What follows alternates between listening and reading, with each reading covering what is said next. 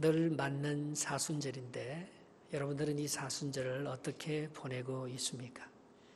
나이가 들면 그날이 그날 같고 말입니다. 어릴 때는 소풍만 가도 그렇게 즐거웠는데, 그죠? 예.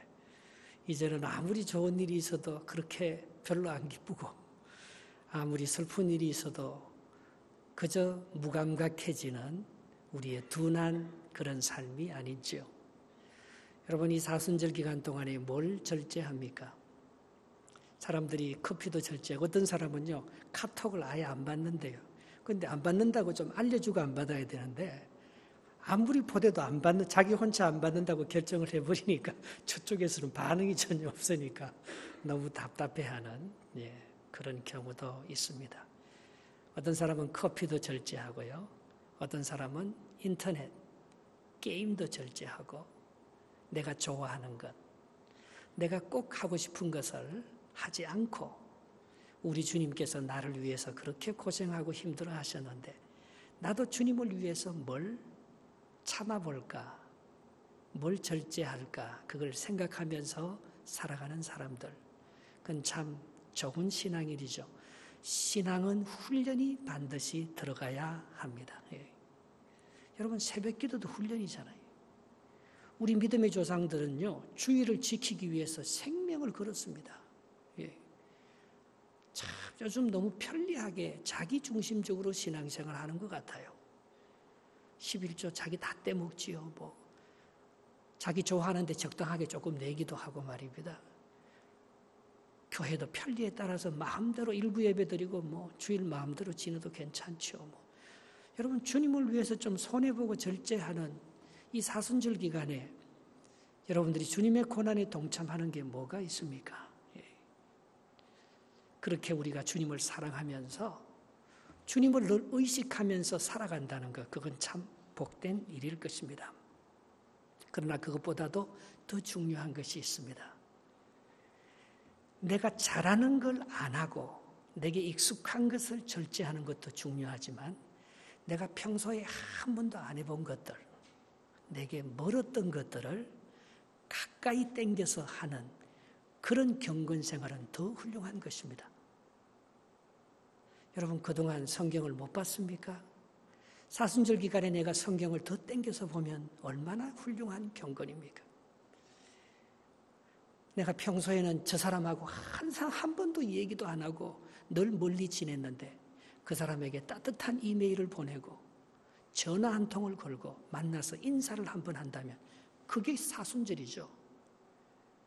내가 익숙하지 않는 것들을 내게 익숙한 것으로 그렇게 다시 한번 적극적으로 회복할 수 있다면 그것은 사순절에 더 좋은 그런 것이 될 것입니다. 인생은 내가 하고 싶은 것을 하면서 사는 것이 아닙니다. 하나님이 원하는 것을 하면서 살아야죠. 그래야 후회가 없지요. 마태복음 7장 13절 14절에 좁은 문으로 들어가라. 멸망으로 인도하는 문은 크고 그 길이 넓어 그리로 들어가는 자가 많고, 생명으로 인도하는 문은 좁고 길이 협착하여 찾는 이가 적음이라 했습니다. 다 그 길로 가잖아요. 다 자기 하고 싶은 거 하며 살잖아요.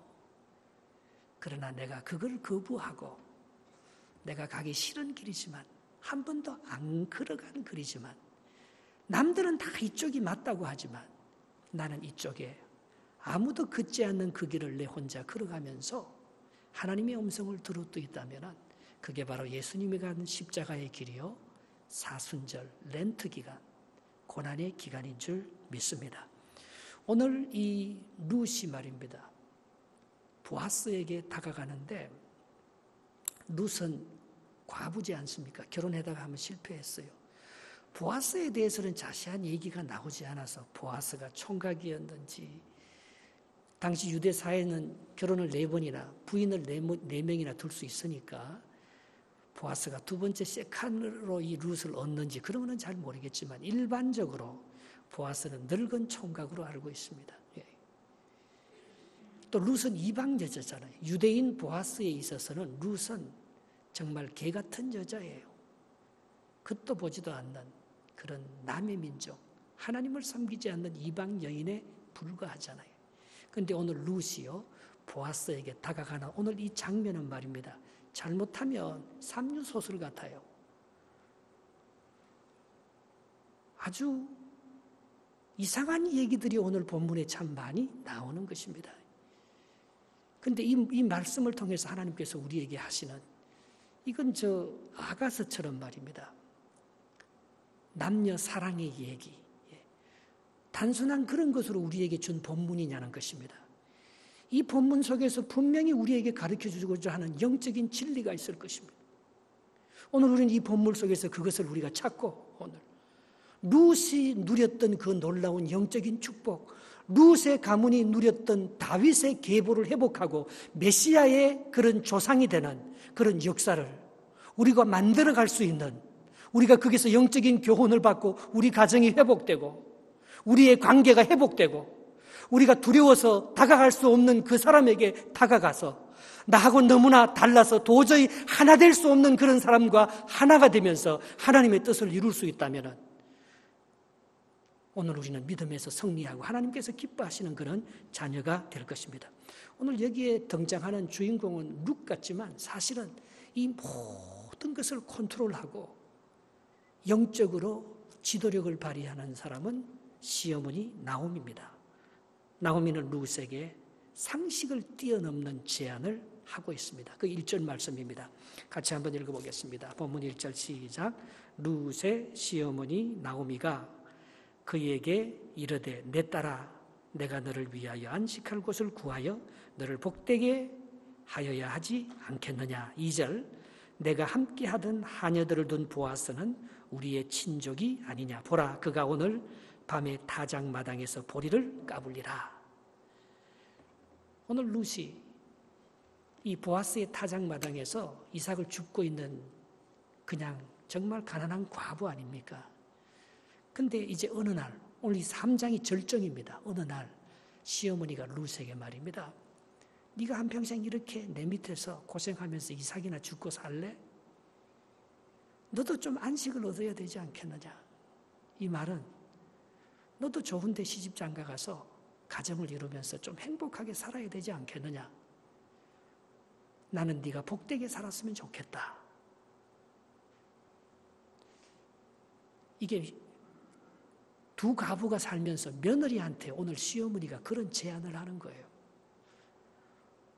정말 이런 제안이 정말 가능한 제안입니까? 내가 이제 더 이상 너를 붙잡고 있지 않겠다. 사실 나오미는요, 룻이 이삭을 주어서 시어머니를 복양하지 않으면 살아갈 수 없는 여자입니다. 아들 둘 잃어버렸죠. 남편 잃어버렸죠. 그가 갖고 있는 희망이라고는 룻 하나밖에 없습니다. 두 가부가 서로 의지하면서 사는 거예요. 그런데 오늘 어머니가 그런 결단을 하는 거예요. 네가 언제까지 나를 복양한다고 이삭이나 줍고 나에게 그 음식이나 갖다 주면서 네가 살겠니? 너도 좀 편안하게 좀 살아야 안 되겠나? 안식을 좀 누려야 안 되겠나? 너도 복을 좀 많이 받고 잘 살아봐야지. 네가 언제까지 나만 섬기면서 이삭이나 죽고 사는 그런 손가락질 받는 과부로 네가 살 수 있겠느냐? 그렇게 얘기하는 것입니다. 사실 나오미의 입장에서는 이대로 지내는 게 더 좋습니다. 편안하고 익숙하고 이 며느리를 보면 아들 생각도 나고 옛날 모압에서 있었던 이민의 삶도 생각이 나고 이 며느리의 사랑을 받으면서 둘이 같이 살아야 되는 것이 나오미의 입장입니다. 그러나 오늘 나오미는 자기가 익숙한 그것을 다 끊어버리고 말입니다. 오늘 이 룻에게 네 갈 길을 좀 가야 되지 않겠냐? 네가 좀 복 있는 여자로서 새로운 인생을 한번 살아봐야 되지 않겠나? 감히 룻 스스로 결단할 수도 없는 그 일을 오늘 나오미 시어머니가 룻을 충동시켜서 그 일을 하게 하는 것을 볼 수가 있습니다. 여러분, 오늘 나오미가 말입니다. 그동안 욕심부리며 살았잖아요. 그 아들 장가시켜서 그 남편 이민 가게 해서 말입니다. 한번 돈 벌어보려고, 한번 이방 땅에서 빛을 보려보려고 그렇게 사람을 의지하면서 살아도 그에게 남은 것은 정말 아무것도 없었어요. 과부 둘밖에 없어요.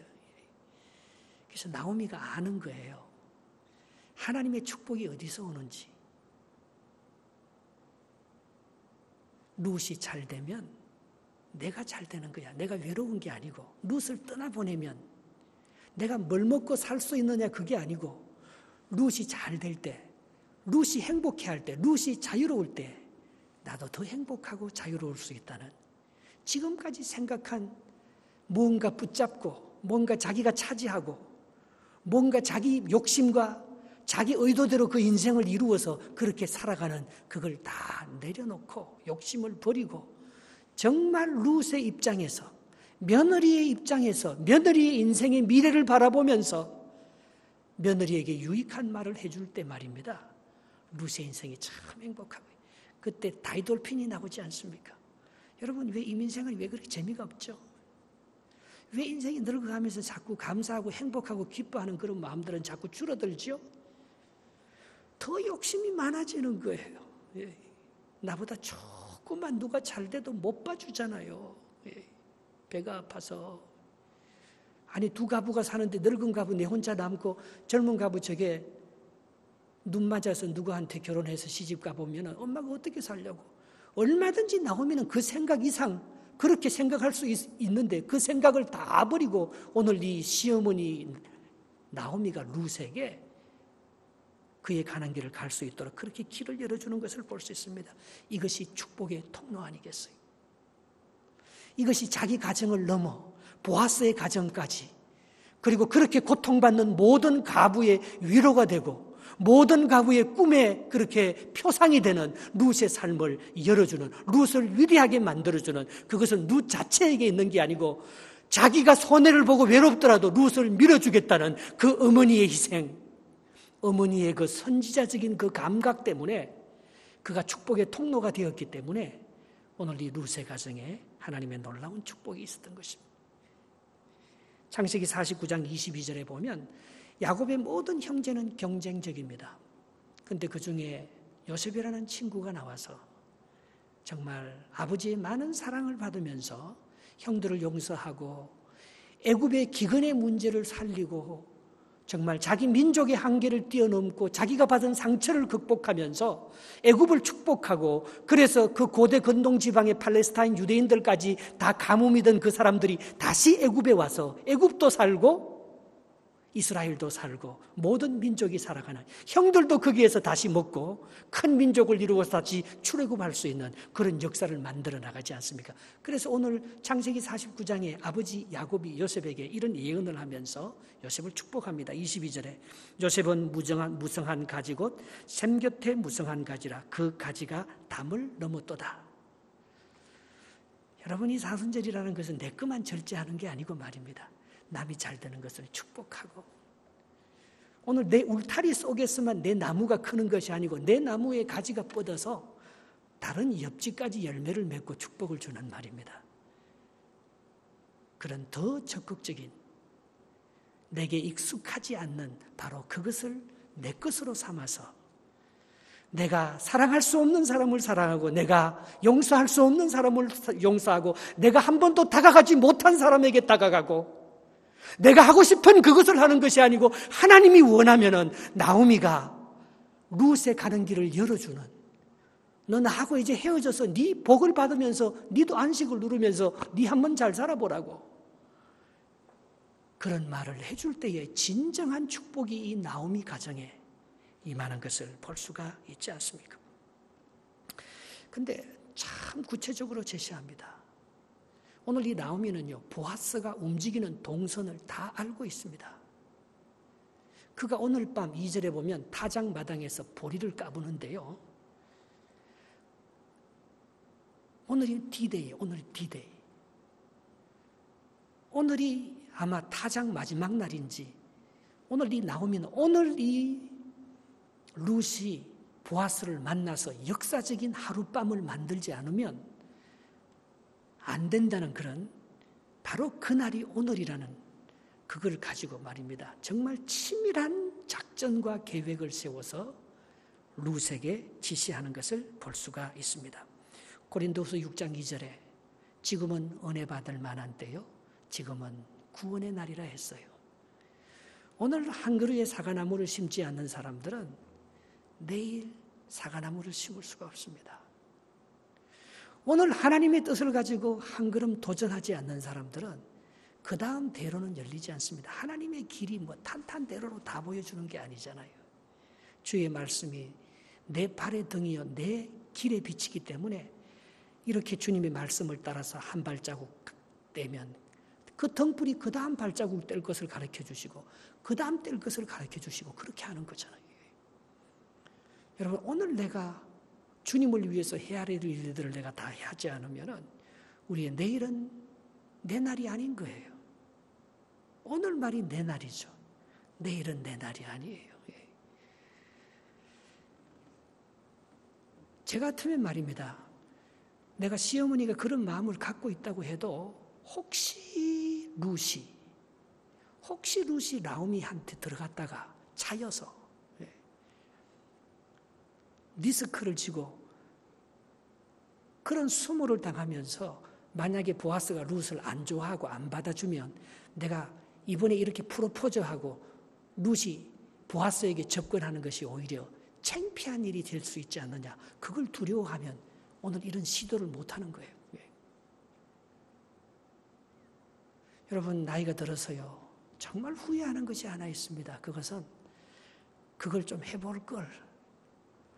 내가 그렇게 한번 시도해 볼 걸. 두려워서 하지 못했던 일들이 그렇게 후회해서 지금보다 더 젊을 때가 있습니까? 지금보다 더 용기 있게 일을 해나갈 수 있는 소망의 때가 있습니까? 지금보다 더 좋은 날은 없습니다. 그러나 많은 사람들이 주위 사람들을 의식하고 오늘 자기의 존재가 너무나 작고 능력이 없는 것 같아서 하나님의 능력을 의지하면서 과감하게 그걸 시도하지 못하고 그냥 주저앉아서 아무것도 못하는 우리가 그런 인생을 살다면 살아가면 살아갈수록 또 후회하고 그런 일들을 하지 않습니까?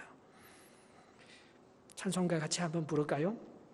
많은 사람이 얕은 물가에서 저 큰 바다 가려다가 찰싹거리는 작은 파도 보고 마음 약하여 못 가네. 언덕을 떠나서 창파에 배 띄워 내 주 예수 은혜의 바다로 내 맘 거쳐가라. 돈이 있어서 하면 벌써 늦었어요. 돈이 없을 때 시작을 해야지요. 역사가 일어나는 거죠. 여러분 어때요? 내가 능력이 있어서 그 일을 시작하면 벌써 늦었지요. 내가 능력이 없지만 하나님이 하시면 하실 수 없는 일이 있는 줄 믿고 그걸 믿음으로 저지를 때에 하나님의 도우는 기적과 역사를 덧입을 때 그때 하나님의 놀라운 은혜를 체험하게 되는 거죠. 오늘 나오미가 말입니다. 너 너무 젊고 예쁜데 너 이대로 그냥 나만 복양하다가 죽으면 네 인생 너무 아깝다. 너도 복을 좀 받아라. 네가 복 받아야 나도 복 받는다. 네가 지워주는 그 이상만 줍고 내가 그것만 먹고 내가 그렇게 살 것 같으냐? 이제 보르추수 끝났다. 오늘이 마지막 날이다.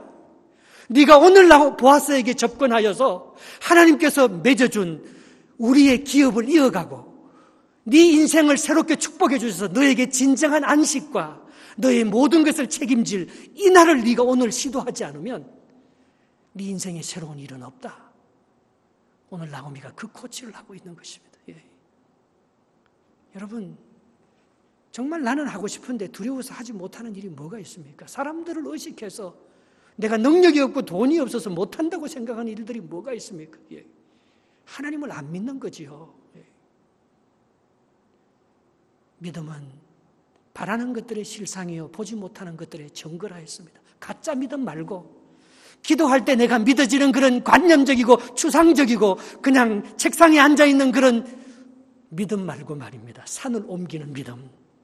네가 겨자씨만한 그런 믿음이 있어도 이 산을 명하여서 저리로 가라 하면 그대로 될 거라고 했어요. 주님 오늘 우리에게 그런 믿음을 주셔서 많은 사람이 못 나가잖아요. 찰싹거리는 작은 파도 보고 마음이 졸여서 못 가는 거예요. 여러분, 유혹과 도전은 다릅니다. 오늘 겉으로 얼핏 보기에는 룻이 보아스를 꼬시고 유혹하는 것 같아요. 그러나 그것이 삼류소설에 나오는 그런 육체적인 유혹에 불과하느냐? 그렇지 않으면 룻에게 갖고 있는 진정한 사랑의 깊이, 하나님을 믿고 의지하면서 감히 내다볼 수도 없는 그 당시 최고의 부자인 보아스에게 접근하는 것이 그게 도전입니까? 유혹입니까? 3절 4절 한번 읽어보겠습니다. 3절 4절 같이 한번 읽어봅시다. 시작. 그런즉 너는 목욕하고 기름을 바르고 의복을 입고 타작마당에 내려가서 그 사람 보아스가 먹고 마시기를 다 하기까지는 그에게 보이지 말고 그가 누울 때에 너는 그가 눕는 곳을 알았다가 들어가서 그의 발치 이불을 들고 거기 누우라. 그가 내 할 일을 내게 알게 하리라 하니. 여러분, 이거는 창기가 말입니다. 남자를 꼬실 때 쓰는 방법이잖아요. 오늘 시어머니가 룻에게 보아스의 마음이 어떤지 하나도 몰라요. 그런데 오늘 목욕하고 옷 갈아입고 머리에 기름을 바르고 그 밭에 들어가서 보아스가 어떻게 하는지 잘 봐라. 그가 먹고 술을 많이 마시고 취해서 눕기까지는 네 정체를 드러내지 말라. 그가 딱 누우면 네가 발치 이불을 덮고 가서 그 보아스 옆에 딱 누워라. 그러면 그 보아스가 너에게 무슨 할 말을 가르쳐 주리라. 이게 보아스를 유혹하는 겁니까? 프로포즈하는 겁니까?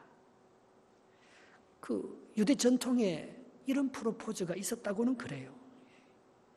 왜 나오미는 무리하게 이런 은밀한 제안을 룻에게 하는 것입니까?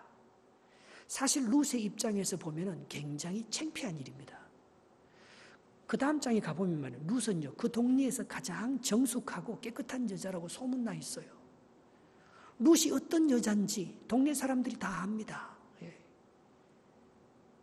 근데 오늘 어머니가 룻에게 시키는 이런 방법들은 장녀들이 하는 방법이잖아요. 왜 정상적으로 만나서 좋게 서로 대화하면서 사랑을 고백한다든지 중매를 한다든지 왜 그런 방법을 쓰지 아니하고 오늘 나오미가 룻에게 지시하는 이 방법들은 그렇게 깨끗해 보이고 그렇게 좋아 보이는 방법이 아닙니다.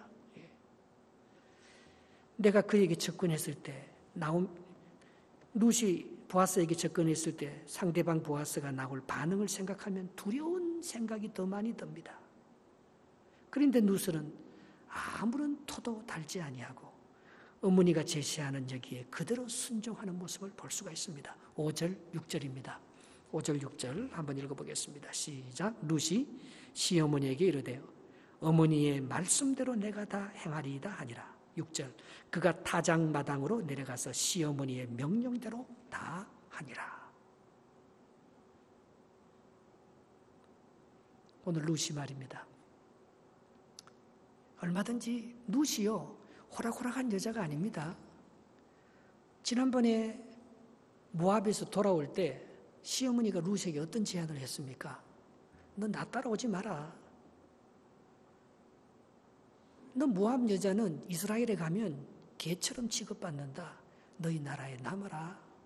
그리고 너 젊고 예쁜데 그 나라에서 좋은 사람 만나서 결혼해서 행복하게 살아라. 그때 첫 번째 며느리 오르바는 갔어요. 그러나 두 번째 오르바는 룻은요 만만치 않습니다. 어머니 나보고 모압으로 돌아가서 시집가라 그렇게 말하지 마세요. 나 시집 안 가요. 어머니가 가는 곳에 나도 가고 어머니가 죽는 곳에 나도 죽고 어머니의 백성이 내 백성이고 어머니의 하나님이 내 하나님입니다. 어머니가 죽는 곳에 나도 죽고 어머니가 머무는 곳에 나도 머무를 테니까 나보고 어머니랑 헤어지자 그렇게 말하지 마세요. 나는 어머니와 함께 죽을 각오했습니다. 룻이 그런 여자예요. 룻이 뭐 흐리멍덩하게 엄마가 이렇게 하면 저렇게 하면 저렇게 한다고 그렇게 쉽게 순종하는 여자가 아니었습니다. 누가 뭐 이상한 음란하게 동네에서 소문난 그런 나쁜 질 나쁜 그런 여자도 아니었습니다. 그런데 오늘 엄마가 이런 얘기를 장기처럼 아무도 모르는 보아스에게 은밀하게 접근해서 발치 이불을 들고 그 옆에 누우라고 하는 목욕제기에서 기름 바르고 그가 술 취해서 자고 있는 그 모습 뒤에 싹 들어가서 말입니다.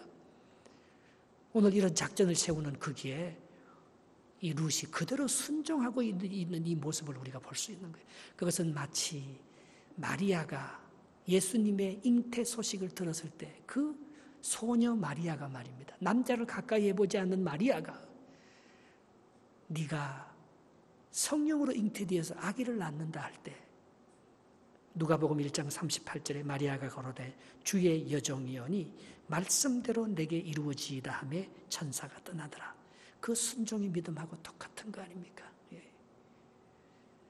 여러분 우리가 살면서 가장 힘든 것이 내 생각이 아닌데 이런 방법은 틀린 방법인데 이렇게 한다고 무슨 일이 있을까 그렇게 생각되지만 하나님의 말씀에 순종해서 그 일을 했었을 때 얼마나 큰 기적들이 일어났습니까? 베드로가 밤이 맞도록 수고하였지만 잡은 것이 없지만 아침에 그물 다 씻고 이제 파장이지만은 당신이 다시 그물을 내리라고 하니까 내가 당신의 말씀에 순종해서 한번 해보겠습니다. 그때 기적의 역사가 일어났지 않습니까?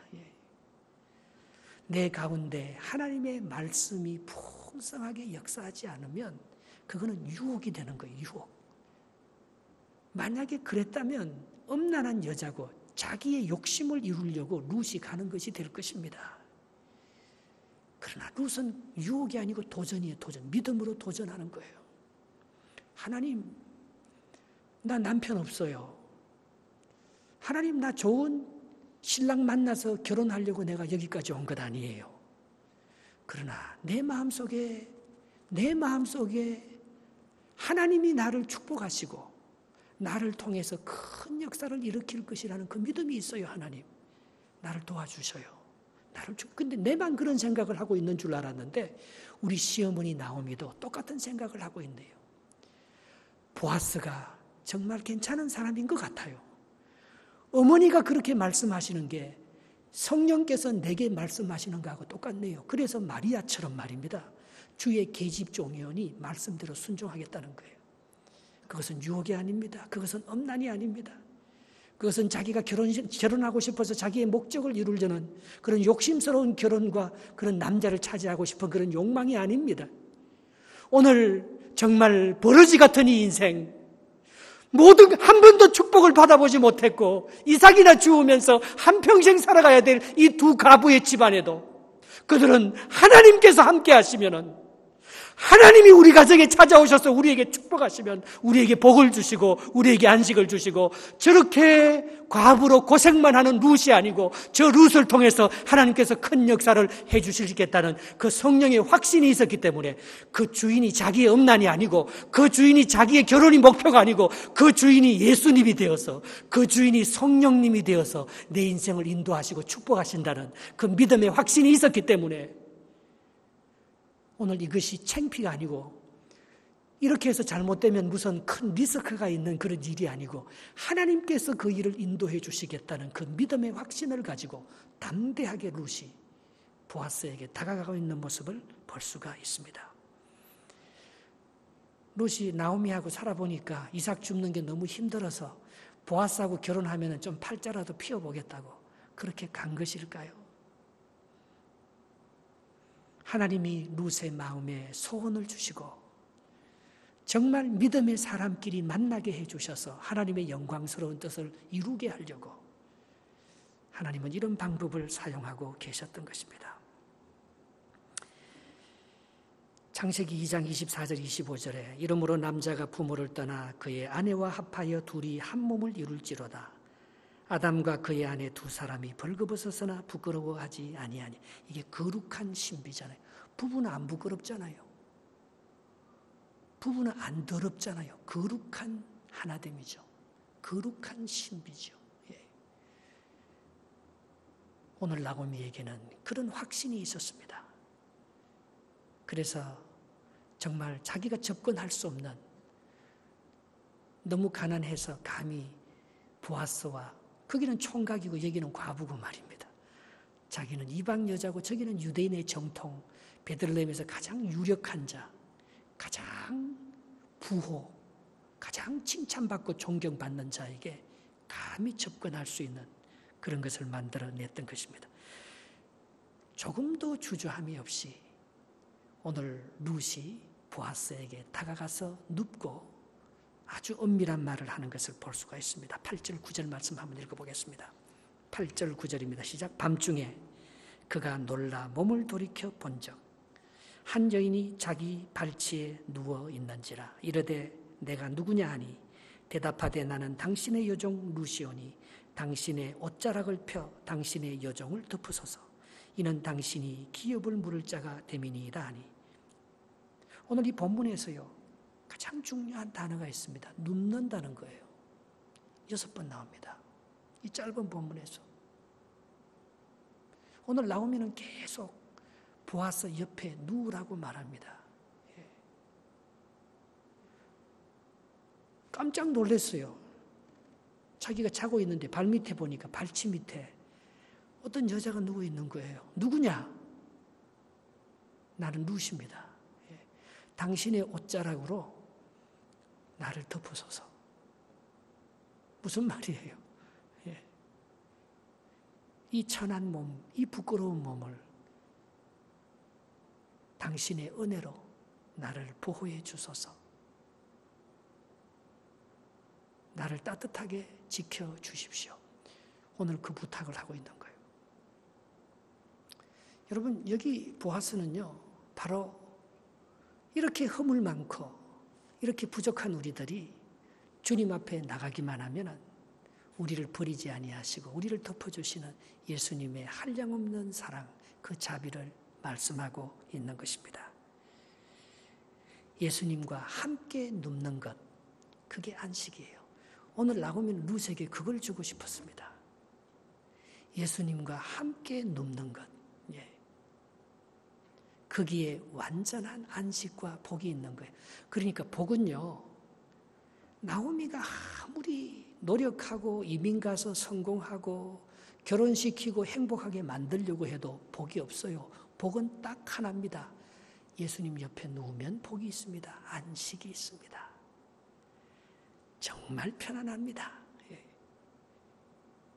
오늘 룻이요, 자기의 모든 것을 보아스에게 맡기고 거기에 눕는 거예요.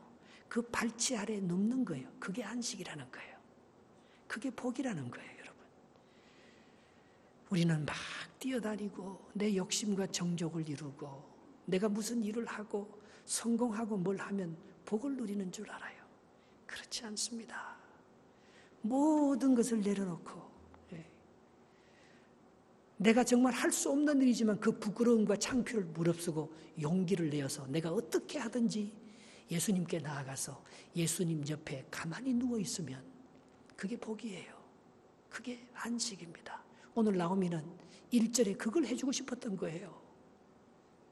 네가 보아스를 만나서 예수님을 만나서 지난날에 받은 모든 상처와 아픔을 다 내려놓고 그 안에 편히 눕기만 하면 예수님이 네 안에 계시고 내가 예수님 안에, 예수님과 내가 하나가 되어서 가까이 친밀한 하나됨이 되어서 내가 없고 예수님이 내 안에서 다스리기 시작하면 너에게는 진정한 안식이 있다는 거예요. 여러분, 하나님이 하십니다.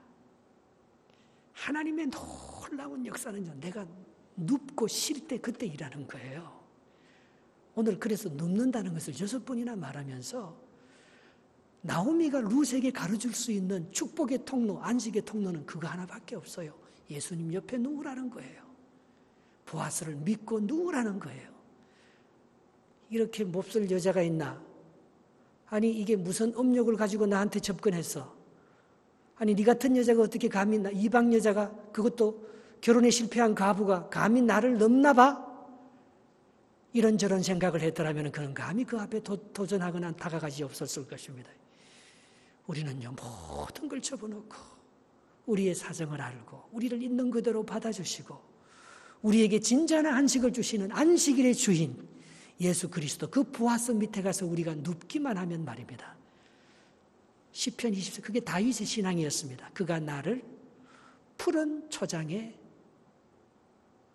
누이시고 푸른 초장으로 인도하시고 쉴만한 물가에 누이시잖아요. 쉴만한 물가로 인도하시고 푸른 초장에 눕게 하시잖아요. 그게 다윗의 신앙이었습니다. 내가 비록 사망의 음침한 골짜기로 다닐지라도 해바듬을 두려워하지 않는 것은 주께서 함께 하시리라. 그게 바로 나오미의 신앙이고 다윗의 신앙이었습니다. 사울은 그렇게 뭘 하려고 했었어요. 그러니까 자꾸 다른 사람이 미워주고 그저 천천과 만만 그 노래소리 하나에 자기 필이 꼽쳐서 말입니다. 그 왕권을 다윗이 빼앗을 것만 같고 두려움과 불안, 그래서 계속 불순종하고 계속 자기가 자기 왕국을 요나단에게 물려주려고 하고 뭔가 그렇게 해도 말입니다. 그 나라는 세워질 수가 없습니다. 첫 번째 베냐민이 뽑혀서 베냐민을 통한 하나님의 놀라운 계획을 갖고 있었지만은 그는 그 욕심과 두려움에 사로잡혀서 하나님의 뜻을 이루는 영원한 메시아의 가문으로 분명히 사울이 뽑혔지만 사울이 그걸 감당해내지 못하는 거예요. 그러나 다윗은 그런 자리에 들어갈 사람도 아니지만 약한 자지만은 그가 할 수 있는 것은 목자 대신 양으로서 목자 대신 그분의 배에 들어 누워버리는 거예요. 그분이 다 해결해 주고 그분이 나를 버리지 않을 줄 믿고 그 가장 작은 자, 가장 미약한 그런 다윗이 주님에 누워버렸을 때 주님께서 해결해 주실 줄 믿고 주님께 다 던져버렸을 때 나의 자존심과 나의 체면과 나의 비난과 나의 무능과 나의 두려움을 다 던져버리고 어머니께서 말씀하시는 대로 순종하면서 남편 될 보아스 곁에 예수님 곁에 그냥 누워버리니까 하나님께서 그 안식을 주시고 축복을 주시고 모든 것을 해결해 주시잖아요. 오늘 이 험한 이민의 삶을 외로운 인생의 여정을 걸으면서 여러분 누구 옆에 눕느냐 그게 정말 중요한 거예요. 아무리 이삭을 주어도 부자가 될 수 없습니다. 길이 열리지 않습니다. 나오미는 압니다. 자기가 복을 받고 룻이 복을 받는 것은 하나밖에 없다는 것을 압니다. 그것은 보아스 옆에 가서 누워버려야 되는 거예요. 하나님께서 우리를 통해서 보아스를 통해서 예수 그리스도를 통해서 역사하시는 그 위대한 역사를 보고 그런데 그게 안 누워요. 그게 무서운 줄 알고 그분은 나하고 너무나 다른 줄 알고 다 도망가고 자기의 방법대로 겨우 살아보려고 하다가 안 되면 조금 도와달라고 하고 눕질 않아요. 맡기질 않아요. 하나님의 뜻에 전폭적으로 의지하지 않아요. 그래서 우리에게 진정한 안식과 진정한 축복이 없는 거예요. 예수님만이 우리의 복이요 예수님만이 우리의 안식의 전부인 줄 믿습니다.